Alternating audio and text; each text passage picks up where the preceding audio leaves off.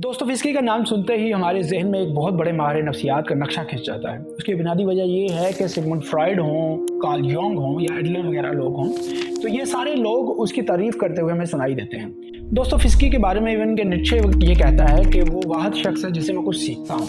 तो दोस्तों, फिस्की के बहुत ज़्यादा नावल हैं, बड़े बड़े नावल हैं जिनको डिस्कस किया जाता है। ब्रदर कारामाज़ोव या क्राइम एंड पनिशमेंट है, लेकिन आज हम उसके एक छोटे से नावलेट पे बात करेंगे जिसका नाम है द मीक वन, और इसको जेंटाइल स्पिरिट भी कहते हैं, एक नाजुक रूह। ये कहानी दरअसल एक खामंद की है कि जो घर वापस आता है तो वो देखता है उसकी बीवी जो है वो खुदकुशी कर चुकी है। उसके ज़हन में ये सवाल पैदा होता है कि मेरी बीवी ने खुदकुशी क्यों की। इस पे वो सोचना शुरू होता है, तो वो फ्लैशबैक में जाता है। वो सोचता है कि जब मेरी उससे शादी हुई तो उसकी उम्र 16 बरस की थी और वो मेरी दुकान पे आया करती थी जब मेरी उम्र 40-45 साल की थी। और रावी जो है, यानी बयान करने वाला, जो अपने जहन के अंदर ये सारी कहानी सोच रहा है कि किस तरह से ये सिलसिला चला है, तो वो एक सोतखोर होता है। उसके पास मुख्तलिफ लोग आते हैं, मुख्तलिफ चीज़ें गिरवी रखवाते हैं, तो उसे याद पड़ता है कि ये लड़की भी आती है, लेकिन ये लड़की बहुत अच्छे अंदाज से उससे बात करती है, महज़ब तरीके से गुफ्तगू करती है। और उसे ये भी याद आता है कि उसकी 2 फूफियाँ हैं जो उस पर बहुत जुल्म करती होती थी और उसके साथ बुरा सलूक करती थी। तो उसके ज़हन में बड़ा एक वो हमदर्दी का जज्बा पैदा होता था और उसके दिल में आता था कि ये बहुत अच्छी लड़की है, अगर मैं इससे शादी कर लूँ तो मेरे बच्चों की अच्छी परवरिश करेगी, मेरे ख़ानदान को संभाल लेगी। ये सारी चीज़ें उसके ज़हन में पैदा होती हैं। तो वो उससे कहता है कि मुझसे शादी कर लो। तो वो लड़की कहती है कि मैं इस पर ज़रा सोच के बताऊँगी। तो लड़की जब ये सोचती है तो उसके ज़हन में आता है कि एक बार मैं गई थी तो तब उसने बात की थी कि इंसान वो है कि जो बुराई चाहता है लेकिन भलाई करता है। ये गोएटे का मशहूर जो है डायलॉग है। उसके जहन में आता है कि वो बहुत बड़ा महज़ब होगा, बड़ा अदीब और अदब शनास आदमी है और मुझे उससे शादी कर लेनी चाहिए। और उसके जहन में ये भी आता है कि जब बुराई का इंतखाब करना ही है तो मैं उससे वर्स्ट क्यों ना चुनूँ। यानी कि एक तरफ 2 फूफियाँ हैं मेरी जो जालिम है और एक तरफ ये शख्स है जो एक अदीबाना मिजाज रखता है और मैं इससे शादी कर लूँ। और फिर इसकी दुकानदारी भी है, वहाँ पे भूख है एक तरफ, और दूसरी तरफ इसकी दुकान है जिस पे मैं चीज़ें गिरवी रखवाने आती हूँ। तो खैर वो उससे शादी कर लेती है। अब होता यूँ है कि शादी के बाद जैसे शादी होती है तो उस शख्स के अंदर, उसके खावंद के अंदर वो जज्बा, वो स्पिरिट जो है वो नहीं रहती, बल्कि वो सर्द मिजाजी का मुजाहरा करता है। वो उससे कोई ख़ास मोहब्बत का जस्सर जो है वो पेश नहीं करता। वो मसलन सिनेमा देखने जाते हैं तो वो खामोशी से जाते हैं, खामोशी से वापस आ जाते हैं ना उनमें कोई लड़ाई झगड़ा होता है, कोई भी इस तरह के मामला नहीं होते कि जिससे जो रिश्ता है उसकी मजबूती ज़ाहिर हो। खैर होता यूँ है कि वो लड़की उसकी दुकान पे बैठना शुरू हो जाती है। वहाँ पे एक शख्स आता है और वो उससे हंस के खेल के एक बातें करने की कोशिश करती है और उसका खामद उसको देख लेता है। उसके जहन में शक पैदा होना शुरू हो जाता है। लेकिन वो शख्स जो है उसकी बीवी को बताता है कि इस वजह से इसको मिलिट्री से निकाला है तुम्हारे खामद को कि इसने डुअल लड़ने से इनकार कर दिया था। अब डुअल ऐसी गेम है कि जिसमें दूसरे शख्स को चैलेंज किया जाता है कि आओ मेरे साथ लड़ो, और उसमें फिर जो हार जाता है उसको मरना पड़ता है। तो गोया वहाँ पे रशियन कल्चर में ये एक बड़ी बहादुरी की बात समझी जाती थी कि जो शख्स डुअल के लिए रेडी हो जाए। तो अब वो डुअल के लिए रेडी नहीं हुआ था, तैयार नहीं हुआ, उसने डुअल के लिए हाँ नहीं की, इस वजह से उसको निकाल दिया गया था मिलिट्री से। तो उसकी बीवी को ये पता चलता है, वो घर आके उससे बात करती है तो उसकी अना को ठेस पहुँचती है, उसकी मर्दानगी को ठेस पहुँचती है। तो वो रिवॉल्वर उठा के उसके सामने टेबल पे रखता है और बड़ी गुस्से के साथ, अना के साथ उसकी तरफ देखता है और बस खामोश रहता है। उसके बाद जैसे उसे नींद आ जाती है वो सो जाता है और हल्की सी गनूदगी उसके ऊपर तारी होती है। वो देखता है कि उसकी बीवी जो है वो रिवॉल्वर ताने हुए उसकी कनपट्टी पे खड़ी है। तो उसकी बीवी उसे ये अजीब बात लगती है, वो कश्मकश में रहता है, वो आंखें भी नहीं खोलता कि उसे पता ना चल जाए दे कि वो जाग रहा है। लेकिन वो ये ज़हनी ज़हन में सोचता है कि ये किस वजह से इस स्टेज पे पहुंच गई, या ये क्या फैसला लेती है, ये क्या ये रिवॉल्वर चला पाती है, नहीं चला पाती। होता ये है कि वो फैसला नहीं ले पाती। एक तरह का दोस्ती फिस्की जो है वो उस शख्सियत के बारे में एक अंदरूनी कश्मकश बयान करने की कोशिश करता है कि वो फैसला लेने वाली खतून नहीं होती, वो कश्मकश में जो है वो खुद को रखती है।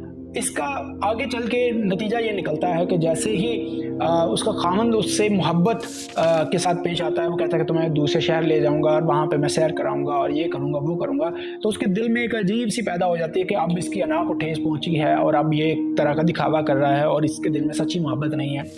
तो उससे वो थोड़ा सा घबराहट सा जाती है, वो दो शख्सियतों में कंफ्यूज हो जाती है। एक वो शख्स जो दुकान पे उससे मिलने आया था और बड़ा हंस खेल के उससे बात कर रहा था, बड़ी इज्जत से उससे बात कर रहा था, दूसरा उसका खामन है। तो दोनों में वो एक कन्फ्यूजन का शिकार हो जाती है कि दो अलग अलग शख्सियतें हैं। मैंने खुद जब इससे शादी की तो मैं इससे कुछ और तवक्को रखती थी। तो इसी कश्मकश में वो होता यूँ है कि वो एक जो आइकॉन जो उसके पास गिरवी रखवाने आती है जब वो कुंवारी होती है, तो उसको उठा के वो खिड़की से कूद जाती है और खुदकुशी कर लेती है। वो जैसे ही घर आता है और यहीं से प्लॉट शुरू हुआ था, यहीं पूरी स्टोरी जो है वो ख़त्म आती है और वो खामन घर आता है और वो कहता है कि काश मैं 5 मिनट पहले आ गया होता और मैं तुम्हें बचा लेता, और अगर तुम किसी दूसरे शख्स से मोहब्बत भी करती तो मैं तुम्हें कुछ ना कहता, मैं तुम्हें सिर्फ देखता रहता। तो फिर ये कहता है कि क्या इंसान इस दुनिया पर अकेला नहीं है? तुम्हारे मज़हब, तुम्हारे अखलाकियात, तुम्हारे कानून मेरे किस काम के?